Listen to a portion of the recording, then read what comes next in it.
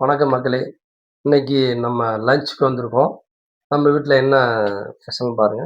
White rice, புளி குழம்புங்க. அது lemon rice இது. இது கடலைப்பருப்பு, வாழைக்காய் போட்ட கூட்டுங்க. இது ஆம்லேட்டு. வாங்க சாப்பிடலாம்.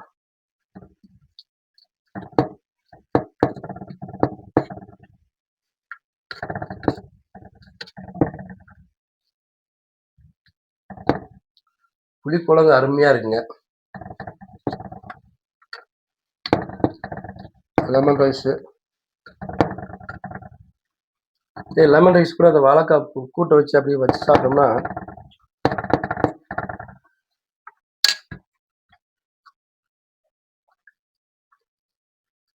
அருமைங்க. ஆம்லேட் சாப்பிட்டோம்.